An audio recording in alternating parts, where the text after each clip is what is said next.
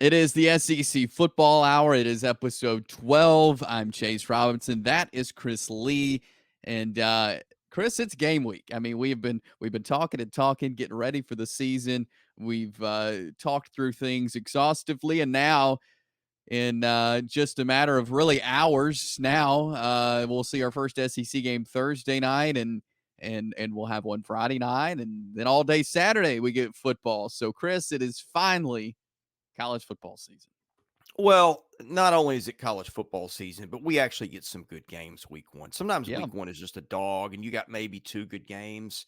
I feel like you got Southern Cal, LSU, you got Florida, Miami. Um, even got like in my hometown, you've even got a Power Five Vanderbilt on Virginia Tech that I'll go to see that one. And even in some of the lesser games, you've got some Thursday and Friday games, three of them, to where you can get a little glimpse at some teams where otherwise we couldn't. I really like the setup for week one compared to most years.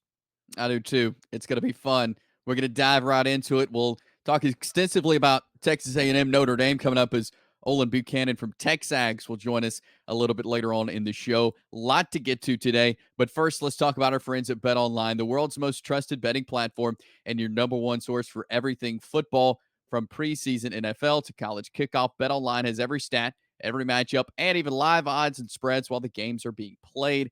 Think you know your stuff? Get in on a winner-take-all $300,000 NFL survivor pool for the upcoming season. When the game's over, you can go to the online casino, get in on a game of blackjack or poker or one of the over 150 slots games. Head over to the website today and use promo code BELIEVE, BLEAV, to get in on the action. Bet online. The game starts here. Also, if you'd be interested in sponsoring any of our content here, we've got some slots available. Caroline.Smith at southeastern14.com is who you can contact if you would like to have those conversations. If you'd like to get the word out about your business to the Southeast, we can help you do that here at Southeastern 16. So Caroline.Smith at southeastern14.com. Again, lot to dive into today, Chris. We're gonna have some fun as we're gonna be doing something different as every week here on the show during the season. We're gonna have a little SEC fantasy football that we're going to be doing and keeping tabs with. So we will draft our teams here in just a little bit. Also, of course, we'll do some likely and unlikely. And as I mentioned, Olin Buchanan with TexAgs will join us. But some news and notes to start today.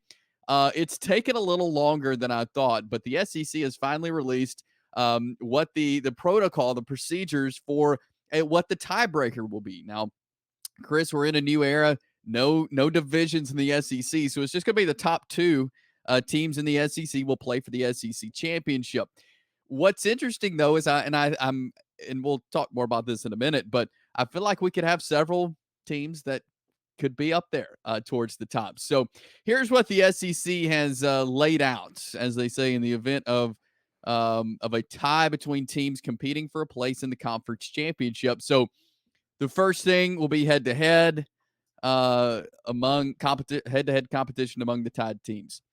Then record versus all common conference opponents among the tied teams. Then record against highest place common conference opponents in the conference standings, and cumulative conference winning percentage of all conference opponents among the tied teams, and so on.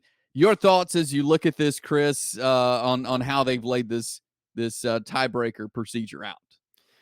I'm fine with the first two. Head to head is always the most logical thing. It's very non-controversial. And I think number two, record against conference opponents, I also get. Number three, I'm not as crazy about because of the unbalanced schedule this year. I've told you many Right. times, I think you've got teams like Florida that got really the short end of the scheduling stick, and some teams like Missouri and maybe Tennessee and some others, but Missouri in particular that got lesser schedules.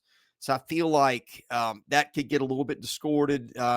Conference winning percentage of all conference opponents for each tied teams, that probably, I don't know, maybe I might even prefer that one being before number three. And then cap scoring margin, I don't know what that is exactly. I don't know that they went to explain it. Now, I will tell you this, random draw is down here at 6. I feel like before we get to random draw, hey, we do the rankings every week. They have a selection show.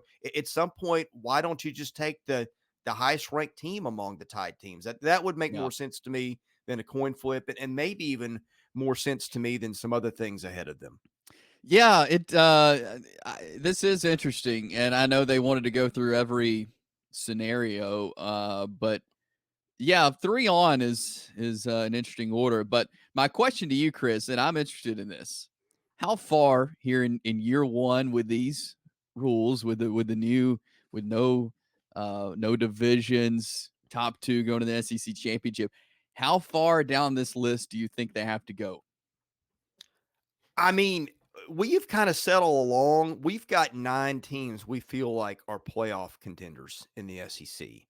Yeah, And I think if you look at Vegas win totals and things like that, that would probably back that up. So, I mean, now look, at some point that falls apart because these play each other. But I mean, Chase, I wouldn't be shocked if we got in a situation where you got like a 7-1 and an 8-0, and then you got like 5 teams tied at 6-2 or something like that. I think this could yeah. be a year where the tiebreaker gets really complicated, and we're watching it every week and going, okay, watch for this game and that game, and then at the end of it, when we try to calculate it, we're more confused than ever. But I think there's a big potential for a log jam somewhere, between a bunch of 6-2 teams or something like that. Yeah, I think head to head's out the window this year, because I think teams are going to all beat each other. Especially because you look at it. Georgia plays Alabama and Texas. Texas has got what Georgia. They don't have Alabama. Alabama has Oklahoma, Georgia. All these teams they play each other, and so yeah, I think head to head may be out the window. I think we may go maybe to number 3, maybe to C this year. I think we may go down the list because they're all going to beat each other, and I feel like we're going to have such close games also that it's not like there's going to be some huge point margin that they can go off of. Yeah, I do too. I don't know. I don't know. Here's the thing. Why did it take so long? I mean, you've Great got question. tiebreakers in place for SEC tournaments in baseball and basketball. I don't know why they didn't just kind of adopt some of that and go with it earlier. Or again, I still think that the rankings ought to be factored in. The playoff rankings ought to be, but Yeah. for a coin flip, but they're not. Yeah. I hope we don't get down to a random draw. I Oh, just hope we avoid that. Can you can you imagine? imagine the conspiracy theories around that one? Yes. Yes. We thought last year's college football playoff with a team being left out was bad. Imagine a random draw for the SEC championship game. Yeah, I've Unbelievable. got some thoughts on that I probably won't air, but anyway. Yeah. So that is the procedure for tiebreaker for the SEC championship.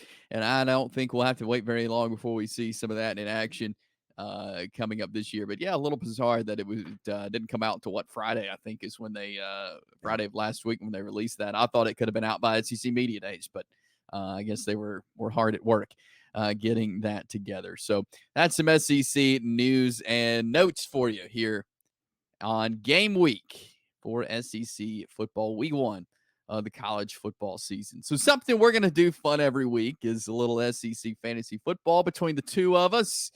And so we're going to do our draft here. We're each going to choose one quarterback, 2 running backs, 2 wide receivers, a tight end, and a defense.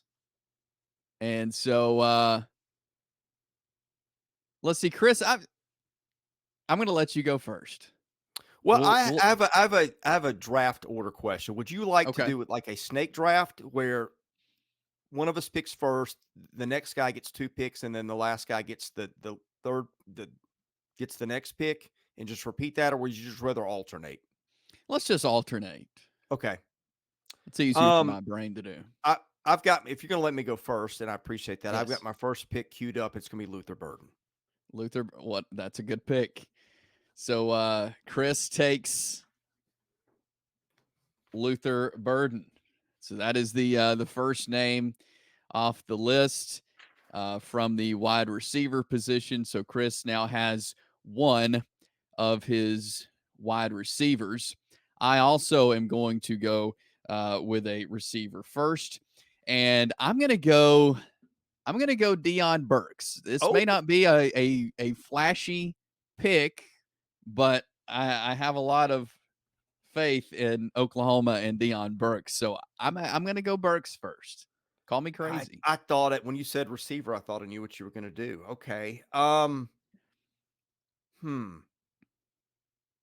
I think now that you've done that, goodness. Yeah, I'm gonna take my other wide receiver. I'm gonna go to Trey Harris. Mm, I had a feeling you were going to do that, Yeah. but that's okay. That doesn't mess up my plan. So Trey Harris of Ole Miss off the board. He goes to Chris, and I'm going to go with another Ole Miss wide receiver, Jordan Watkins, as Okay. my second receiver. Um. Hmm.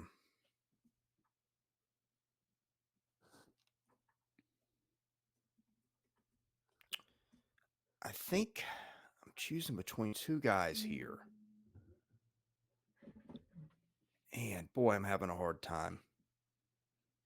But I'm gonna go Gavin Sawchuck of Oklahoma as my Okay, running back.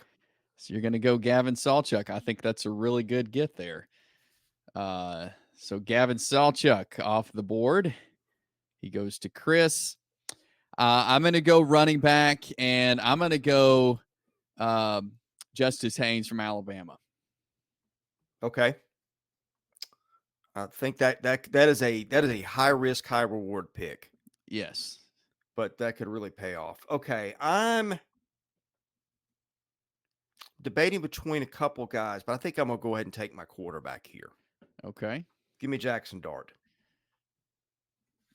I had a feeling you were going to do that, and I kind of wish that I had already picked my quarterback because I also wanted him, but that's okay. I'm going to go tight end Oh, pick I think I here know where you're going to, and with I think I'm Caden gonna like it. Prieskorn. Yeah, that's a good pick.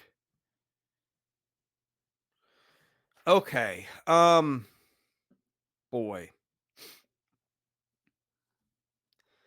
there's two running backs here I like,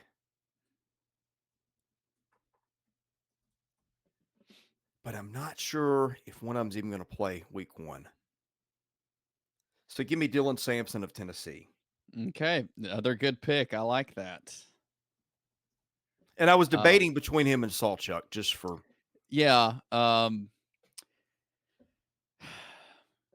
Yeah, you went after two of the running backs I wanted as well. But that's okay.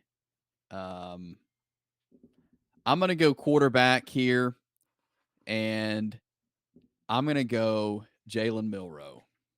yeah. I For full disclosure, that's who I would have picked if you had taken Dart first. yeah, there's so many good quarterbacks, but I feel like when you're because in fantasy, obviously, you want some flashiness. You want some guys who are going to go out there and get you some points. And we do have a point system that we will follow. So I feel like Jalen Milroe fits that pretty well. Yeah, and here's the issue too. And by the way, rushing yards count for a lot on our point system. Yeah. But the problem is it's for one, it's blowouts. Like how big a leash is a guy going to get in a blowout? And by the way, these are going to be full season.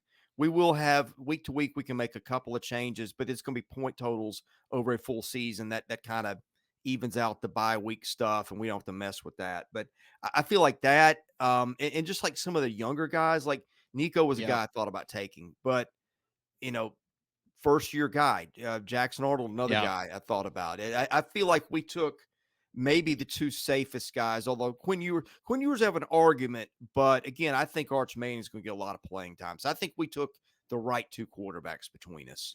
I think so too. Yeah, I would agree with that.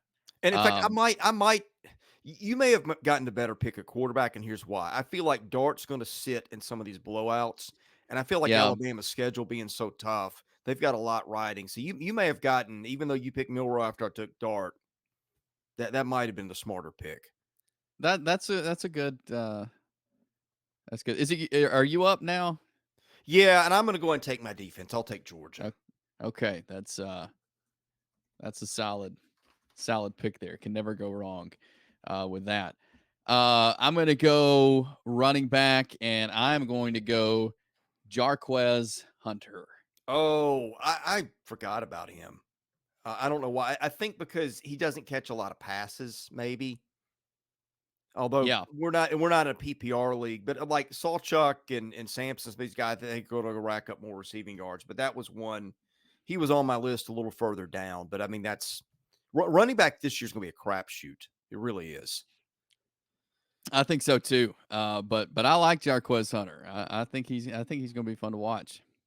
Okay, so we got a tight end left, and we've got a defense left for you. I'm going to take my tight end. That'll be Luke Haas of Arkansas. Okay. And so now it's your turn to pick a defense. I'm interested in what you do here. I'm interested what I do here as well. I mean, you don't know, doesn't it? I have been thinking about this all morning as we get ready to record, and I'm just having a hard time. And I feel like this may be one of those positions that, because we're going to get 2 trades every week when Yeah. we do this, we can trade in 2, and this may be one of my trades. Um, I this is so it's so difficult because I'm trying to factor schedule into this as well. Like, Yeah. who are these teams playing? And I'll be transparent here. I've been battling in my mind Texas and Ole Miss throughout the morning. I'm gonna draft the Texas Longhorns defense. I was thinking Texas. I'm sorry. I was thinking Ole Miss and Texas A&M because part of the point system, and we should have said this ahead of time. You get some bonus points. You get a point for every sack, a couple points for turnovers, and then we got some bonuses built in. 21 points or fewer, 3 points. 14 or under, 5 points. 10 or under, 7 points. In a shutout, you get 10 points. I think that A&M's probably going to rack up the sacks, and I think Yeah. Ole Miss just they're going to also get some sacks. They'll force some turnovers. And I think they're going to blow some teams out and maybe get some of those point bonuses. I just think that combination, that schedule, and that defense, I was intrigued by them. Yeah. Yeah. That's very true. So, all right, here's Chris's team. He's got Jaxson Dart at quarterback, Gavin Sawchuck and Dylan Sampson as his running backs, Luther Burden and Trey Harris. That is a dangerous combo at his wide receiver positions. At tight end, Luke Haas, and got the Georgia Bulldog defense. My team is Jalen Milroe at quarterback, Justice Haynes and Jarquez Hunter at running back, Deion Burks and Jordan Watkins at wide receiver, Caden Prieskorn at tight end, and the Texas Longhorns defense. So that is those are our fantasy teams. And again, we will be keeping up with points on this. We will have 2 trades every week that we will do here on the show. And let's say Chris trades out. Dylan Sampson doesn't have a good week last week, and he trades him out. I could pick him up out of the abyss there. And so that's how this is working. But I think this could be really fun, and I'm interested to see what our teams look like by the end of the year, Chris. Like, Yeah. are we gonna stick with these guys? Are we gonna do any trading? I feel like your team is solid. I like the guys you got. Well, I got the benefit of the first pick, and I thought to me that was where it was kind of clear. I feel like Luther Burden is a couple notches above all these other receivers, just because the target share is going to be high. Yeah, And so that was an easy first pick for me. I do feel like the Milroe pick for you at quarterback. I have some regrets with that one a little bit. Other than that, I like my team. I think you also did the smart thing by jumping and getting Caden Prieskorn. Now, I think Luke Haas can be pretty good yeah, too, because he was averaging 50 yards a game last year for Arkansas before he got hurt, and that's not a room that's got as many weapons to compete with as Ole Miss's. But I think we both did fine. I think that the make or break pick for you might be Justice Haynes. yeah. And I mean, I'm going out on a big limb with him. Deion Burks too. I feel like Yeah. those are our 2 uh, questionable picks on my part, but hey, maybe they will do what I think they can and hope they do anyway. So that is our SEC fantasy teams for this year, and you can follow along with us every week here on the SEC Football Hour. on how we're doing and if we choose to make any trades. So this should be a lot of fun. Chase, I feel like that was mentally exhausting. I used a lot of brain power, but you know what? I need more brain power. I go to MagicMind. The bottle's empty because I've been pounding these things. It's been a busy time. I've got a busy life. Some days it's almost overwhelming. Don't have a lot of downtime. I don't need stress, distractions, and a lack of energy to get in my way. This spring, the nice people at MagicMind reached out, asked me to sample their product. It's designed to help keep you focused, give you energy, and guess what? It does that. It's a mental performance shot. It keeps you clear and motivated. It reduces your stress. It has helped me gain a clear head, much needed focus throughout some stressful and hectic days this spring and summer. It's not a coffee replacement. It is not a quick fix, but it is an addition to your morning routine with time release caffeine. If you like the scientific explanation for why it works, here you go. It is completely safe. It has 12 all natural ingredients to support your body's energy engine. It's got mushroom nootropics, plus over 100% of your daily vitamin C and D in every bottle. It has been doctor validated with over 200 scientific studies behind every ingredient. MagicMind also does a great thing, donates 5 cents of every bottle to mental health charities that help U.S. homeless communities. MagicMind is so confident that it can help you. It will refund your money 100%, no questions asked if you don't like it. So check out MagicMind. You will see the link in our episode description on the podcast or the YouTube. You can get a 48% off offer on a subscription or 20% off a one-time purchase. Use the code Southeastern20 at checkout. Anyway, MagicMind is great, and it's where Flow State awaits you. We've talked about some of the big games happening this weekend. One of those, Texas A&M, Notre Dame. We're going to talk some Aggies football now. Chris, I'll let you introduce our guest we're bringing on today. Yeah, when we talk Texas A&M football, this is our guy. He's Olin Buchanan at TexAgs. They just kill it with their coverage over there. Olin and I have been friends for many years, and one of the nicest guys in the sports media business, knows the Aggies inside and out. So when we talk Aggie football, this is the go-to guy. Olin, thanks for joining us today. Oh, thanks for having me. I got to tell you, both of you guys, I'm really impressed with your backgrounds there. I see Chase with all the pennants. I see you with that SEC. I don't know what you call that. It's the wheel of vertigo, Olin. That's what it is. And TexAgs wanted to find an office befitting of my stature, so they put me in this broom closet here with nothing on it. And so I'm kind of envious of what you guys got going on over there. I think you need to renegotiate the contract there, my man. Hey, I'm just trying to keep getting paid. Are we all? Well, Olin, a big weekend this weekend. It's not only opening weekend, but Notre Dame coming to College Station. I got to imagine there's a pretty nice feel around College Station right now with having a team like Notre Dame coming in for opening week. Well, a lot of excitement.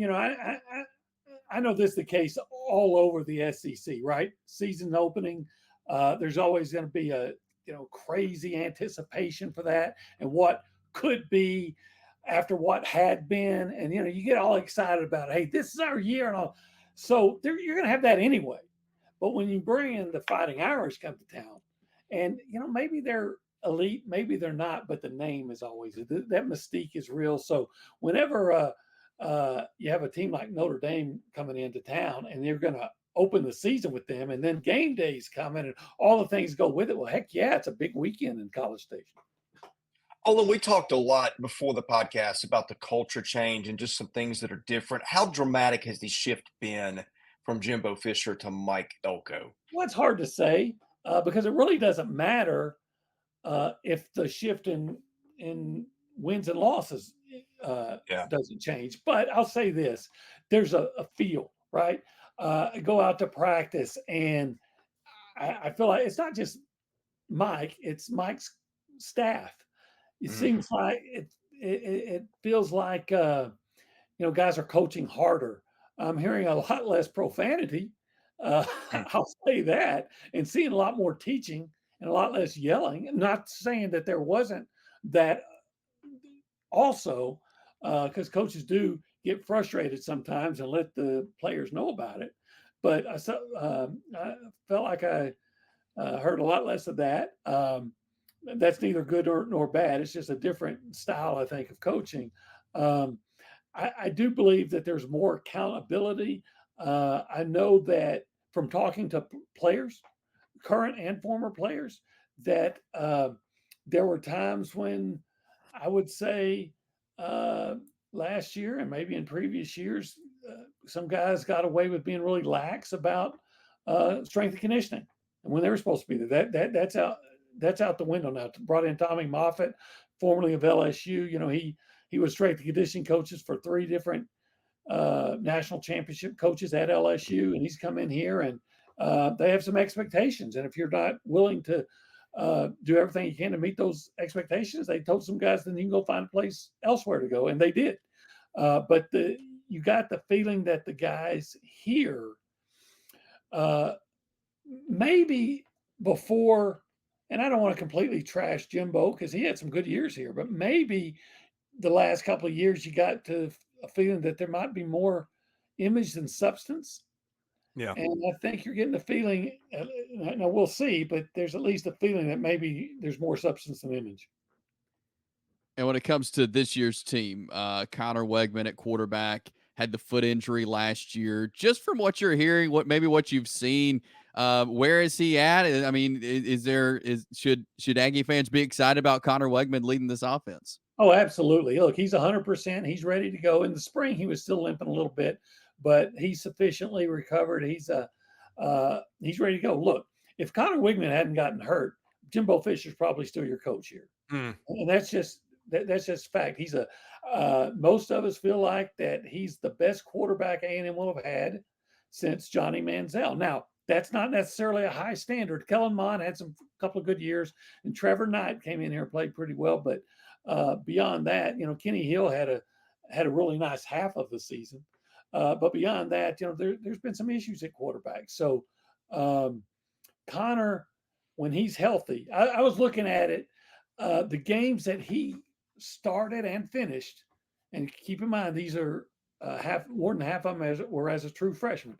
But if you look at the games he started and finished for A&M, he's averaging around 250 passing yards and 3 touchdowns a game. And he's only thrown 2 interceptions in his career. Both of them were against Miami last year, and neither were his fault.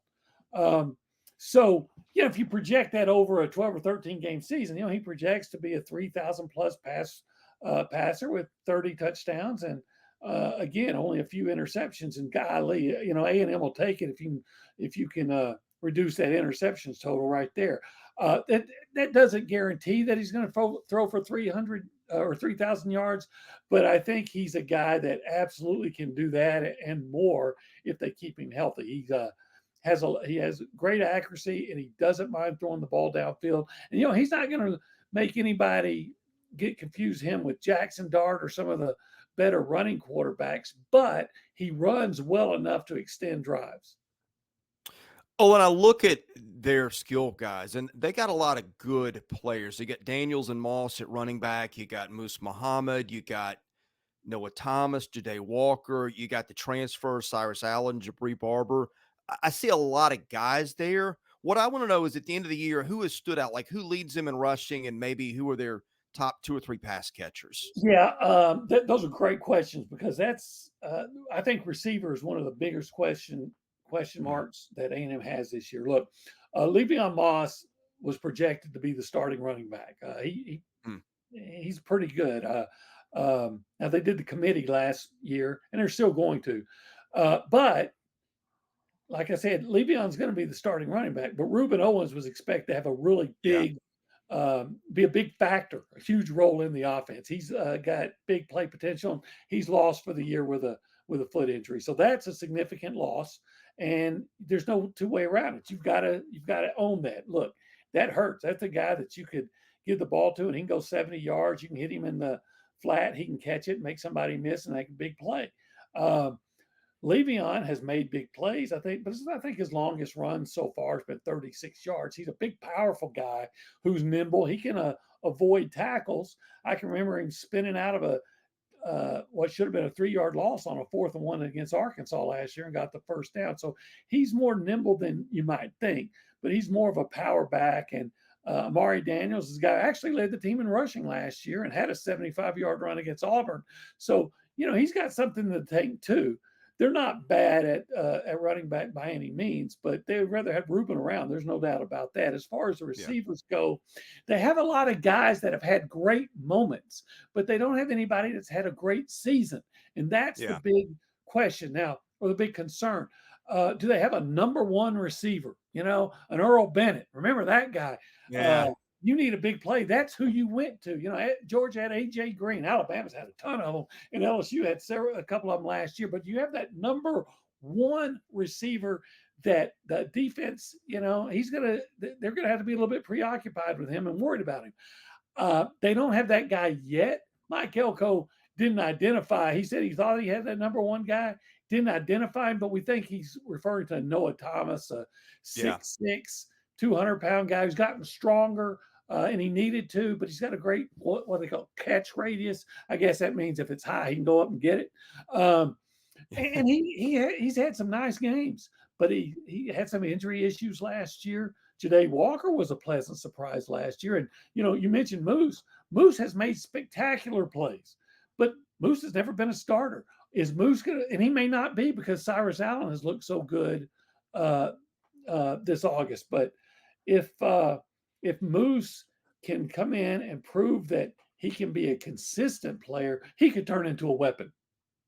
Yeah, I guess I'm trying to think of like the alpha dogs, those stud ones, and since Mike Evans, it feels like they hadn't really had. I feel like there was a slot guy somewhere I'm forgetting, but it feels like it's been kind of more committee lately. It has. You know, the guy you're forgetting, who was absolutely the alpha guy, was Christian Kirk. Yeah, that's who I was thinking. Yeah, a few years ago they had Christian Kirk and Josh Reynolds, and that was a pretty good passing combination. Yeah, or tandem with for Trevor Knight. Right now they don't have anybody like that. Now, again, they're convinced that Noah Thomas could be. We've seen. I don't know if you saw 2 years ago when A&M upset LSU. Moose is making one-handed catches all over the place. A one-handed touchdown catch is pretty catch as you'll ever see. And he's been productive, but he's never been the starter. Part of that was because Anaya Smith was around. Yeah. But he's got to go out and prove that he can make those plays on a consistent basis. As far as the offensive line goes, couple of transfers in there, a lot of guys back. Is there any concern? Is there maybe one side stronger than the other when you look at the offensive line? Heck yeah, there's concern. That was the problem, the primary problem area last season. Now, why is that? There's several theories. You know, they weren't. Tommy Moffitt came in here and tested them and said, hey, we're not strong enough. We can't win at the point of attack. And he said, but we're going to get stronger. And who knows? They look stronger. You know, they looked the part at least. You brought in Amaj Adams from Kansas, where he was a starter last year. We still don't know if he's going to start at right tackle or right guard. The depth chart they released this week said right guard. We're still skeptical if they're playing games or not. They feel good about the left side. Trey Zoom's been at left tackle's been their best player. He's a third-year starter, started as a true freshman.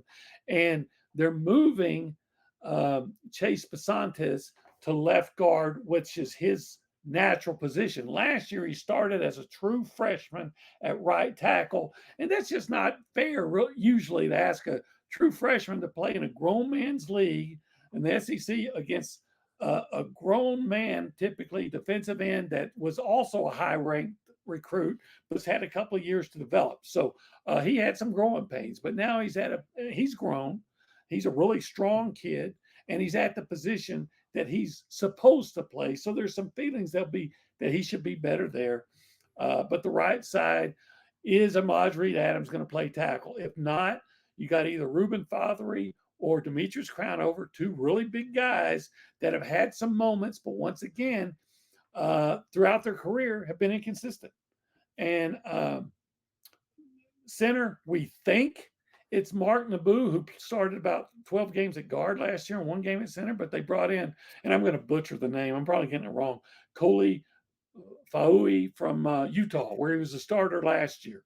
I have trouble on the Polynesian name. Sorry, it took me about 2 years to get Tagovailoa down. So I have trouble with those names. I still just say DJU when I'm when I'm watching Florida State. So, but whoever they decide to start at center, and we may not know until the offense comes out on the field Saturday night, may decide who starts at guard and then who starts at tackle. Because if you let's say Coley, and I go with his first name because it's easier.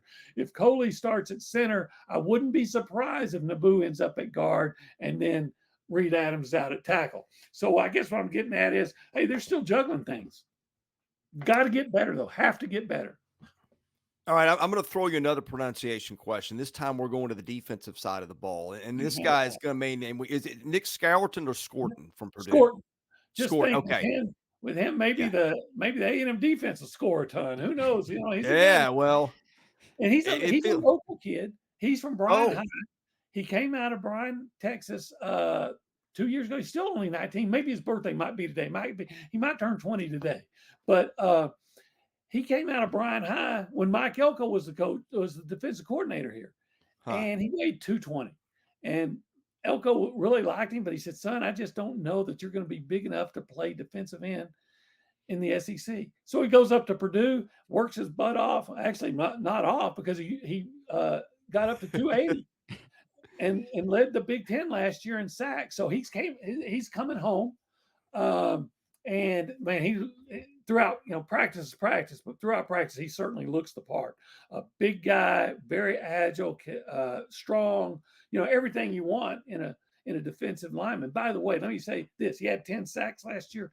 Every one of them was against a Power 5 competition, and he had 2 against Michigan. So it's not like, and who else did you feel like you had to block when you were playing Purdue? So, that 10 sacks was legitimate.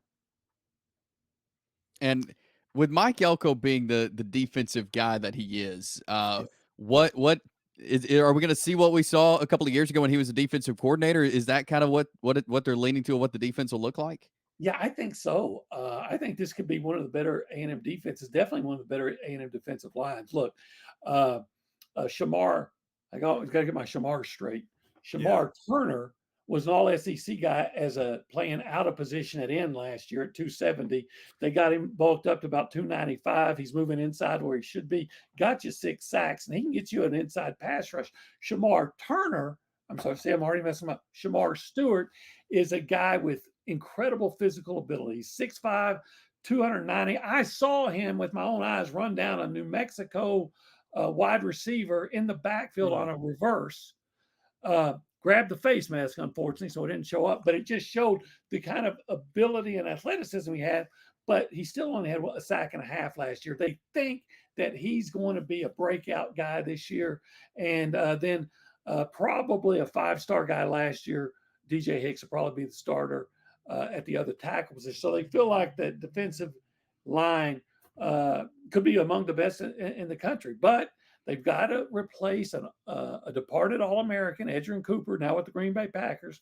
They got to replace him at linebacker, and they've got to rebuild a secondary that was really disappointing. They brought in 3 corners through the transfer portal, a couple of safeties, and let's face it, some of the guys that had to play as freshmen should be better as sophomores, but until you actually see them go out and play better, there's going to be some concern about that secondary. All right, Olin, last one for me, then I'll let Chase wrap us up.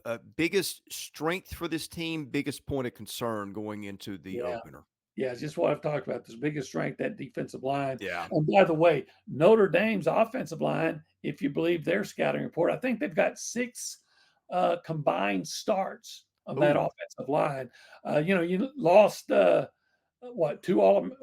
All-American, Joe Alt, 2 NFL players, Alt up there with the Tennessee Titans now. He's no longer a tackle at Notre Dame. And then the other guy, Blake Fisher, was a 2nd-round pick of the Texans. Those guys aren't gone. In fact, the left tackle they're talking about is a guy, Anthony, what was his last name? I've already forgotten. But he's a true freshman. So I'm sure he's going to get a good dose of Nick Scorton. So that's the strength of A&M, and that's the matchup they're going to like. And the weakness or the point of concern is going to be the offensive line until it shows that it's not a weakness. Well, it should be fun at College Station on Saturday night. A&M hosting Notre Dame to start the season off. Olin, really appreciate you hopping on with us today, talking to Aggie football. We'll definitely have you on again during the season. But thanks so much for coming on today. I look forward to it. Always enjoy talking about college football. And remember this: America starts with A&M. And we appreciate Olin Buchanan from TexAgs talking a little Texas A&M football with us.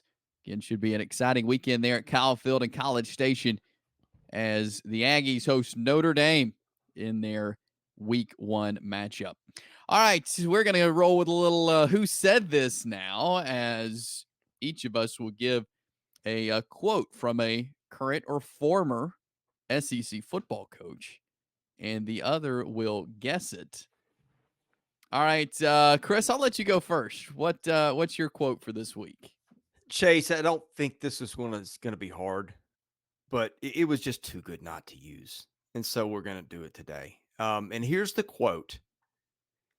And he starts, and he's talking about a conversation with his athletic director. He says, and this is what his athletic director tells him to start. All right, here's the quote. Things are not going well. No expletive. Ray Charles can see that, brother. And then he continues. They said, Coach, you've got $17.1 million on your contract. We're going to give it to you. I said, what time do you want me to leave, and what door do you want me out of, brother? Who said it? That would be the one and only Ed Ogeron. Yes, I think that's one of the greatest quotes in the history of coaching. I knew you were going to get it, but it was too good not to use to entertain our audience. So there you go. Yes, and it's a classic. That's one that will be used forever. But yes, what was he talking to a touchdown club or something after he had been let go at LSU? Yeah, the videos on the. I think Chris Vanini had tweeted it out. I think that's what it was, and that's an all timer. Yes, that is. It sure is classic there, Coach O. All right, Chris, who said this? And to give you a little context, this coach is talking about recruiting. He was asked about recruiting, and this was his answer. And bear with me here. This is not how I talk, but I ain't seen nobody win the Kentucky Derby with a donkey. Oh, man.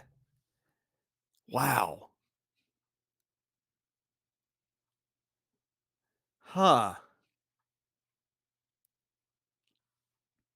I ain't seen nobody win the stumped. Kentucky Derby with a donkey. Who could that be? I could see Mike Leach saying something like that, although that I don't think that's him. Gosh, that is an Old South quote. That is an Old South coach. It's got to be, right? I don't know. Okay, I'm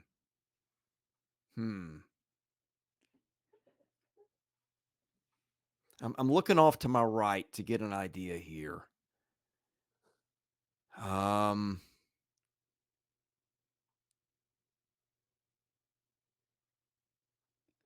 Man.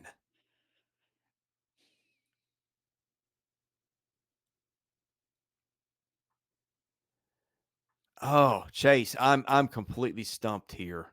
When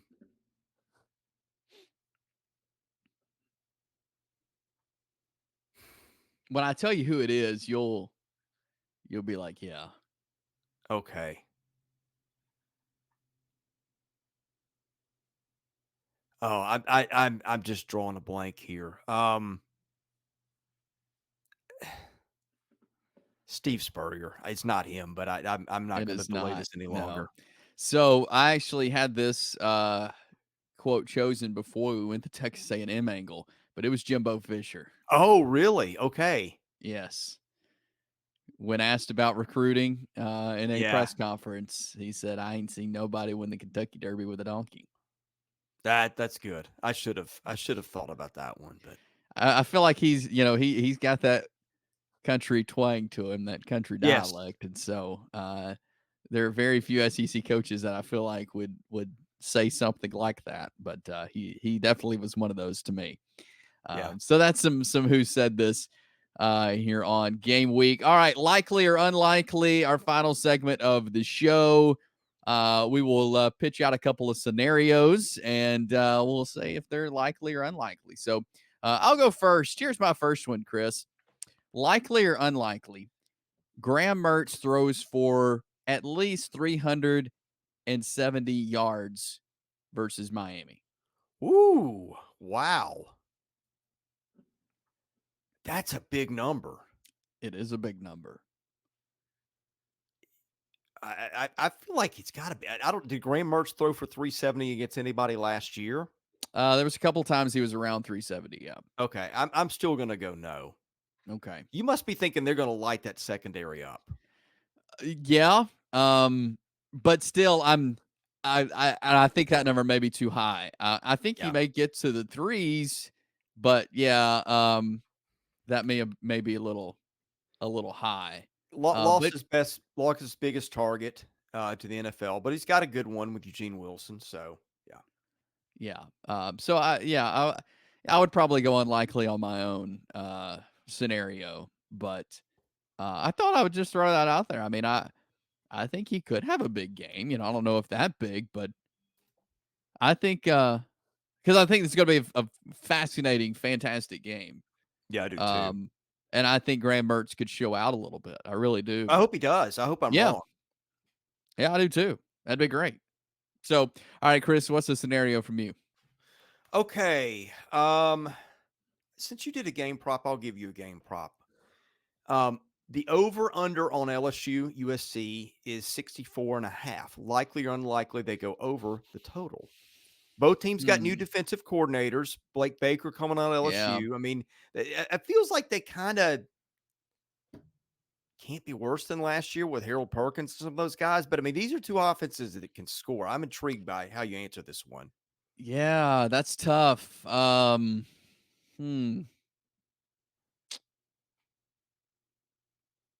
know what? I'm going to go likely because they are breaking in some new and look, I think LSU's defense is going to be better.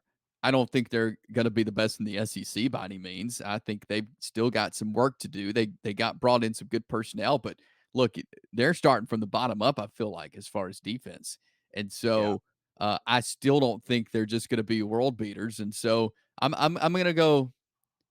I'm going to go likely. Yeah, that's a big number, but that's what I would have done too, I think. Yeah, it is a big number, but I feel like, again, both teams are breaking in new defenses. USC, I've not been impressed with defensively, period. And so, and LSU coming off a bad year last year. Yeah, so I'll go likely. All right, Chris. Likely or unlikely? We talked to Nick Scorton earlier. Nick Scorton gets 3 sacks against Notre Dame Saturday night.